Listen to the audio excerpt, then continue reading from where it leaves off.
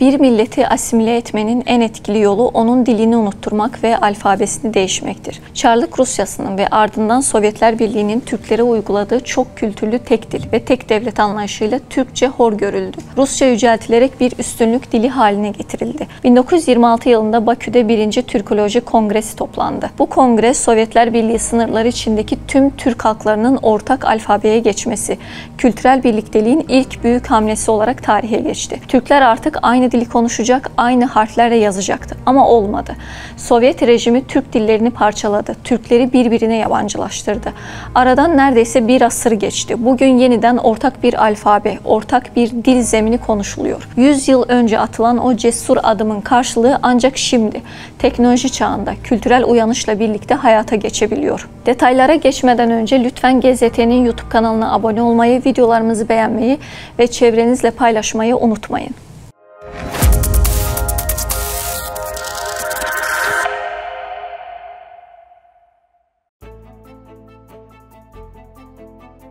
2024 yılı Türk dünyasının geleceğine ışık tutan tarihi bir gelişmeye sahne oldu. Astana merkezli Türk Akademisi Türk Devletleri Teşkilatı bünyesinde kurulan Ortak Türk Alfabesi Komisyonu'nun 34 harften oluşan yeni bir alfabe üzerinde uzlaştığını duyurdu.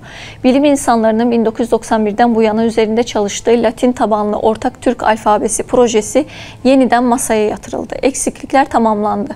Ses birliği sağlandı ve 34 harfli yeni alfabe için tarihi bir uzlaşı ortaya çıktı. Aslında bu fikir yeni değil. Sovyetler Birliği'nin dağılmasından sonra birbirine yakın diller konuşan Türk halklarının ortak bir yazı dili oluşturma çabaları başlamıştı. Amaç ortaya başka bir dil girmeden birbirlerini okuyup anlayabilmeleriydi. 34 harften oluşan ortak alfabe ilk kez 18-20 Kasım 1991 tarihlerinde İstanbul Marmara Üniversitesi'nde düzenlenen Türk Devletleri Latin Alfabeleri Sempozyumunda kabul edilmişti. Ardından 2013 yılında Türk Devletleri Teşkilatı toplantısında ikinci kez masaya yatırıldı. Ancak her iki seferde de alfabe ortak bir uygulamaya dönüşmeden rafa kaldırıldı. Ancak 2024'te alınan kararla birlikte artık yalnızca bir fikir değil, uygulanabilir bir ortak alfabe Türk dünyasının gündemine yerleşti. Azerbaycan'ın ev sahipliğinde toplanan kurul alfabenin son halini onayladı.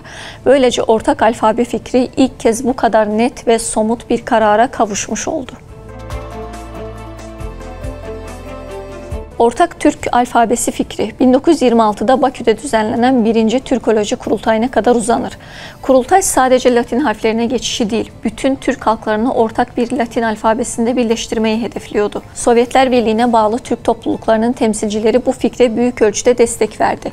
Peki Sovyetler neden bu kongreye izin verdi? O dönem Türkiye henüz Latin alfabesine geçmemişti. Sovyetler Arap harflerini ortak İslami mirasın sembolü olarak görerek bu sistemden uzaklaşmayı, Türkiye ile kültürel dini bağları koparmak için bir fırsat saydı. Ancak Sovyetler Atatürk'ün 1928'deki harf inkılabını öngöremedi. Kurultaya 131 delege katıldı. Türkiye'den Fuat Köprülü ve Hüseyinzade Ali Bey gibi isimler de yer aldı. Tartışmaların merkezinde alfabe meselesi vardı. Rus profesörler Latin harflerini savunurken bazı Kazanlı aydınlar Arap harflerinden vazgeçilmesine karşı çıktı. Ancak karar alınmıştı ve süreç hızla ilerledi. 1923-39 yılları arasında yaklaşık 50 halk Latin harflerine geçti. Özellikle Müslüman Türk toplulukları önceliklendirildi. Fakat 1930'ların ortasında Stalin yönetimi Latin alfabesinin Türkler arasında ortak bir kimlik geliştirdiğini fark edince politikayı tersine çevirdi. 1939'dan itibaren Kiril alfabesi zorunlu hale getirildi. Bu değişim teknikten çok ideolojik bir müdahaleydi. Hedef Türk halklarını kültürel olarak birbirinden koparmaktı. İronik biçimde 1926 kurultayına katılan birçok Türkolog daha sonra tutuklandı veya tasfiye edildi. Sovyetler önce teşvik ettikleri alfabe reformunu daha sonra kendi çıkarlarına tehdit olarak görüp bastırdılar. Türkler daha devletleşmeden önce bile kendilerine ait bir alfabe kullanıyorlardı. İlk izler M.Ö. 5. yüzyıla kadar uzanıyor. Kazakistan sınırlarına yakın Issık kurganında bulunan yazılar Türklerin yazıyla çok erken dönemlerde tanıştığını gösteriyor. O dönem kullanılan alfabenin adı Göktürk. ya da Orhun alfabesiydi. 38 harften oluşan bu yazı sistemi sadece bir iletişim aracı değil, aynı zamanda bir kimlik ifadesiydi. Bu alfabeyle yazılan en bilinen eserler ise Orhun yazıtları oldu.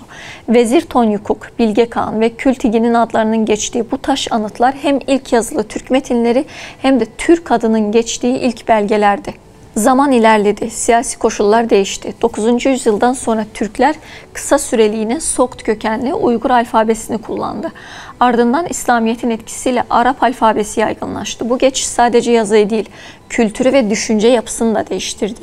Ancak asıl büyük kırılma Türkistan coğrafyasının Rusya'nın etkisine girmesiyle yaşandı. 1926'da Latin alfabesine geçen Türkler Sovyet baskısıyla 1930'da Kiril alfabesine yönelmek zorunda kaldı.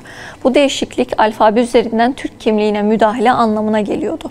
1990'larda Sovyetler Birliği yıkıldığında bazı Türk devletleri kimliklerine yeniden yöneldi. Azerbaycan, Türkmenistan ve Özbekistan Latin alfabesine geçerek bu yönde bir adım attı. Ancak Kazakistan ve Kırgızistan hala Kiril alfabesini kullanıyor. Bugün geldiğimiz noktada Türk dünyasında en çok kullanılan alfabeler Latin ve Kiril. Ancak bu durum aynı milletin farklı lehçeleriyle yazılmış yazıların insanlar arasında anlaşılmaz hale gelmesine neden oluyor. Tarihte Türkçe her zaman mücadeleyle ayakta kaldı. Selçuklular döneminde bilim dili Arapça, edebi ve devlet dili Farsçaydı. Osmanlılar ise farklı coğrafyalarda 3 dil kullanıyordu. Bürokratik dil Osmanlı Türkçesiydi. İçinde Arapça ve Farsçadan çok sayıda kelime barındırıyordu. Bu da halkla yönetim arasında kopukluk yaratıyordu. Türkçeyi gündelik hayatta ve devlet yönetiminde tekrar görünür kılanlardan biri de Karamanoğlu Mehmet Bey'di. 1277'de divanda, dergahta, mecliste ve meydanda Türkçeden başka dil kullanılmayacak diyerek Türkçeye sahip çıktı. Bugün de benzer bir çağrı yankılanıyor. Ziya Gökalp'in "Türke baş, Türk'üm demeyen olamaz" sözleri, İsmail Gasperalı'nın "Dilde, işte fikirde birlik ideali", Elçi Bey'in "Özüne dön, Türk haykırışı" ve Atatürk'ün "Türk birliği bir gün gerçekleşecek" inancı aslında aynı hedefi işaret ediyor. Bu hedefin en önemli yapı taşlarından biri ortak bir dil ve ortak bir alfabedir. Çünkü aynı dili konuşan, aynı harflerle yazan toplumlar aynı duyguları paylaşır, aynı hedeflere yürür. Peki Türk devletleri bu ortak alfabeye geçme fikrine nasıl bakıyor, ne kadar benimsiyor? 34 harften oluşan Latin temelli ortak Türk alfabesi üzerinde uzlaşı sağlandı. Ancak bu kez bile alfabe üzerindeki teknik uzlaşıya rağmen asıl sorun uygulamada kendini gösteriyor. Ortak alfabe fikri Türk halklarını kültürel olarak yakınlaştırmayı hedeflese de her ülkenin kendi iç politik dengeleri bu geçişi zorlaştırıyor. Özellikle Kırgızistan cephesinde ciddi bir direnç var. Kırgızistan'da Sovyet döneminden miras kalan güçlü bir Rus etkisi hala hissediliyor. Rus nüfusun yoğunluğu ve Rusçanın halen ikinci resmi dil statüsünde olması alfabe değişimini doğrudan etkiliyor. Kırgız aydınları ortak alfabeyi prensipte olumlu bulsalar da Latin alfabesine geçmenin ana dili olan Kırgız Türkçesine zarar vereceğini düşünüyorlar. Özellikle devlet dili olarak Kırgızcanın yeterince güçlenmediği bir ortamda alfabe değişiminin halkın dilinden daha da uzaklaşmasına yol açabileceği endişesi hakim. Zaten devlet dilimiz hala zayıf. Bir de alfabe değişirse kimse Kırgızca okumaz olur diyorlar. 2004'te yazım sistemini değiştirmeye çalıştıklarını ancak halkın bunu benimsememesiyle geri adım attıklarını hatırlatan uzmanlar Latin alfabesini Kirille birlikte kullanmaya başlayalım. Halk zamanla hangisini tercih ederse o öne çıksın önerisinde bulunuyor. Geçtiğimiz yıl Latin alfabesine geçiş fikri bir kez daha mecliste gündeme geldi. Ancak Kırgızistan Cumhurbaşkanı Sadır Japarov tartışmaları sert biçimde bastırdı. Kırgız dili daha okur yazarlık seviyesinde gelişmeden alfabe değiştirmeyi konuşmak bile doğru değil. Konu şu an gündemimizde yok. Bu açıklama bilim insanlarının umutlarını bir süreliğine rafa kaldırdı. Kırgızistan son 100 yılda 4 farklı alfabe kullandı. Arap, Latin, Kiril ve tekrar Latin fikri. Bu kadar çok değişim halkın eğitim ve kültür bağlamında istikrar sağlamasını zorlaştırdı. Çin'deki Kırgızlar hala Arap alfabesini kullanırken Avrupa ve Türkiye'deki Kırgız diasporası Latin harfleriyle yazıyor. Bu da halk arasında alfabe üzerinden bile bölünme yaratıyor. 2022 yılında ilk kez Kırgızca ve Rusça dillerine dair kapsamlı bir anket yapıldı. Verilere göre halkın %91.8'i Kırgızca konuştuğunu belirtirken %8'i de Rusça'ya hakim olduğunu ifade etti. Devlet Kırgızcayı güçlendirmek için uzun süredir yasal adımlar atıyor. Ancak bugüne kadar çıkan yasa ve yönetmeliklerin çoğu kağıt üzerinde kaldı. Kırgız dilinin kamusal alanda planda hala yeterince görünür olmaması bu çabaların istenen sonucu vermediğini gösteriyor.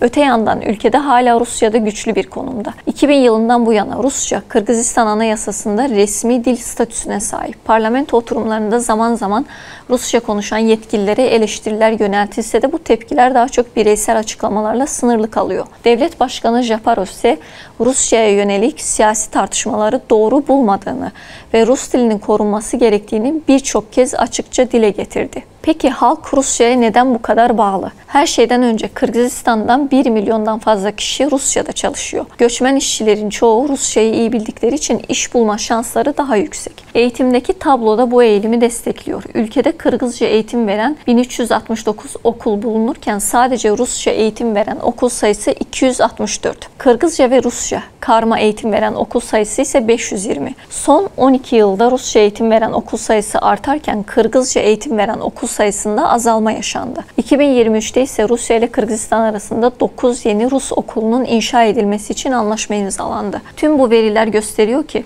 Kırgızistan'da dil meselesi sadece bir tercih değil, aynı zamanda tarih, siyaset, ekonomi ve gelecek planlarının merkezinde duran çok katmanlı bir konu. Devlet Kırgızca'nın statüsünü güçlendirmeye çalışırken Rusça hala güçlü bir gerçeklik olarak hayatın her alanında varlığını sürdürüyor.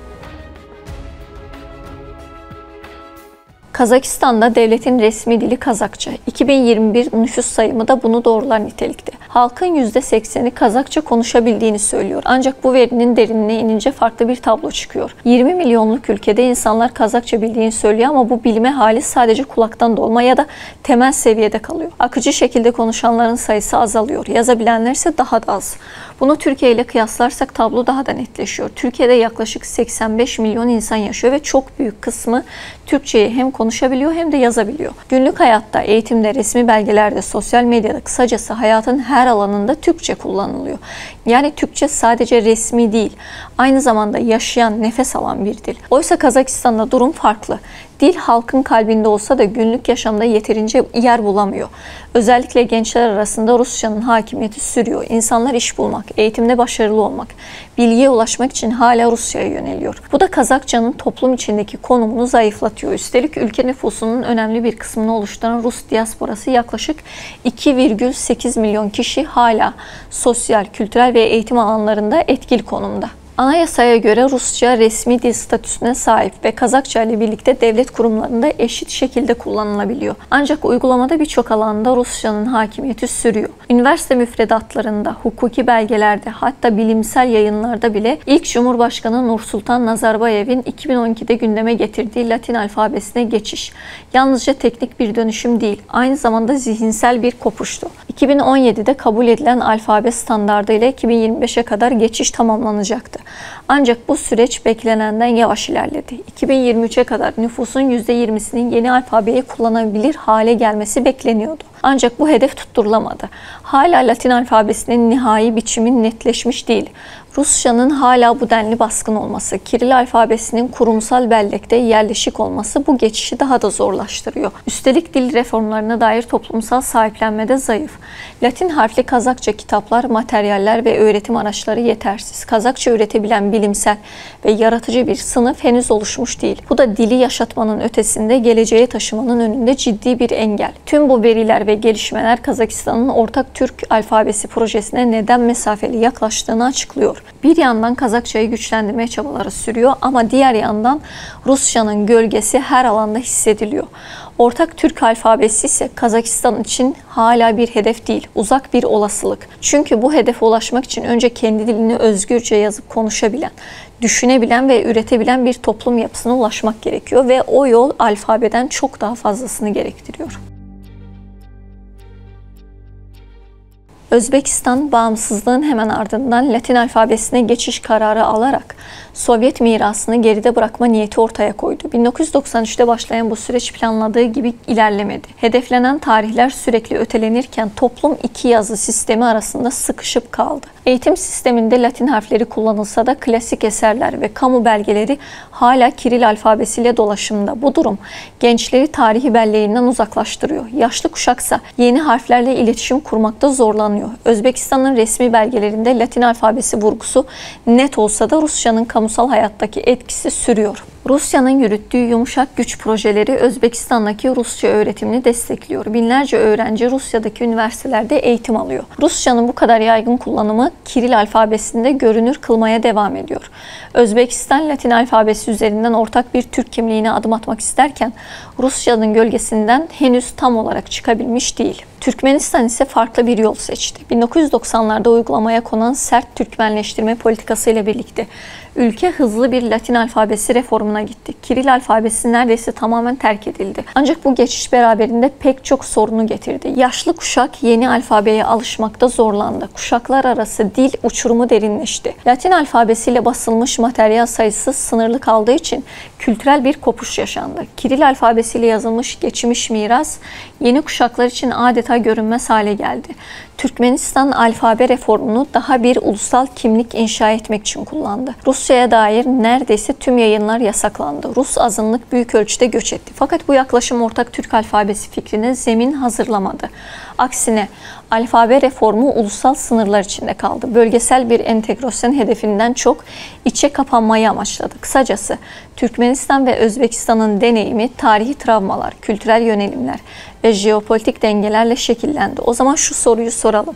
Bu ülkelerde Rusya yığılmacılığı nasıl ilerliyor? Sonraki başlıkta. 2008 yılında Rusya Dışişleri Bakanlığı'na bağlı olarak kurulan Rossottrudnichestvo yani yurt dışında yaşayan vatandaşlar ve uluslararası insani işbirliği için federal ajans. Bugünün en sofistike yumuşak güç aygıtlarından biri olarak karşımızda duruyor. Kamuoyunda daha çok Rus evleri adıyla bilinen bu yapılar aslında sadece kültürel bir merkez değil. Rusya'nın ideolojik, dilsel ve politik nüfus stratejisinin modern kalesi. Kurumun başında Sovyet döneminden itibaren siyasette aktif olmuş bir ailenin mirasçısı olan gazeteci ve siyasetçi Yevgeni Primakov bulunuyor. Bugün Rossottrudnichestvo sadece eski Sovyet Cumhuriyetlerinde değil, Afrika'dan Latin Amerika'ya, Orta Doğu'dan Asya'ya kadar onlarca ülkede faaliyet yürütüyor. Son dönemde Cezayir, Irak, Mali, Nijer ve Birleşik Arap Emirlikleri'nde yeni merkezlerin açılması için anlaşmalar yapıldı.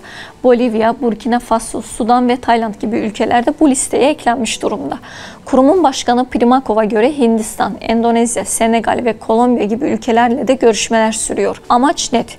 Rusya'nın kültürel ve insani varlığını küresel ölçekte genişletmek. Özellikle eski Sovyet ülkelerinde bu strateji çok daha derin çalışıyor. Kırgızistan'da Rusya hala televizyon kanallarının büyük kısmında aktif değil. Bazı araştırmalara göre ülkedeki temel dijital televizyon paketlerinde Rus kanalları ilk sırada yer alıyor. Bu da Ukrayna Savaşı gibi kritik konularda halkın Rusya lehine ya da tarafsız kalmasına neden oluyor.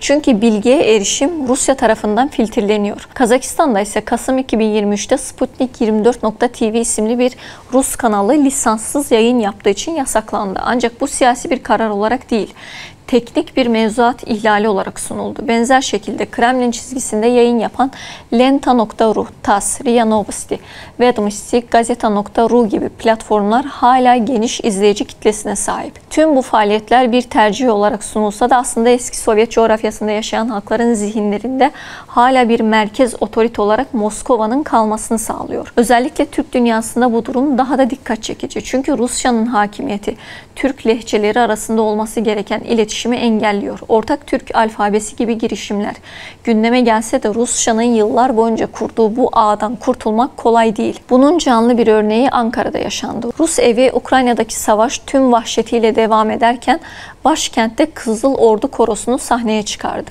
Binlerce insanı katleden, Bakü'yü işgal eden bir ordunun adını taşıyan bu topluluk dans ve müzik gösterisiyle kamuoyuna kültürel etkinlik olarak sunuldu. Azerbaycan'da ise farklı bir olay yaşandı. Şubat 2025'te Bakü'deki Rus evi kapatıldı.